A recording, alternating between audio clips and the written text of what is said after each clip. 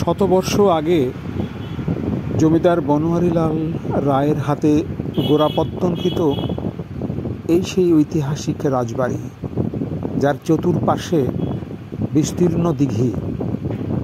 আমি দিঘির দক্ষিণ পাশে দাঁড়িয়ে। এই অধম এই পুকুরের দক্ষিণ পাশেরই অধিবাসী। তো ফলে প্রতিদিন প্রতি রাতে চলাফেরার সময় এই নৈসর্গিক পুকুর ঘাট আমার নিত্যসঙ্গী। এখানে দিনে রাতে আমি এর সাথে এর সৌন্দর্য, এর নৈসর্গিক সৌন্দর্য আমি যেভাবে উপভোগ করি, আজকে আপনাদের সামনে সেটাই তুলে ধরছি। আমার শৈশব থেকে আজ অবধি এই পুকুর ঘাটের সাথে, এই পুকুর জলের সাথে, এই পুকুর পাড়ের সাথে হাজারটা স্মৃতি জড়িয়ে আছে। এই রানীঘাটে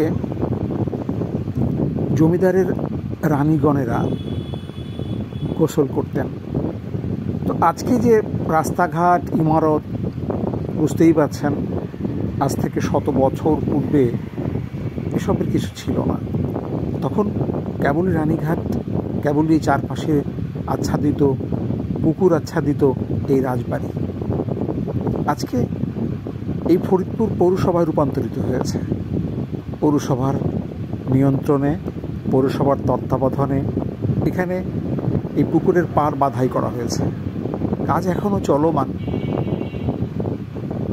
তো দিন শেষে কখনো রাতে এই গাছের পাশে এসে দাঁড়ালে বাতাসে মন জুড়ে যায়। আমন্ত্রণ রইল আমাদের ফরিদপুর দেখার।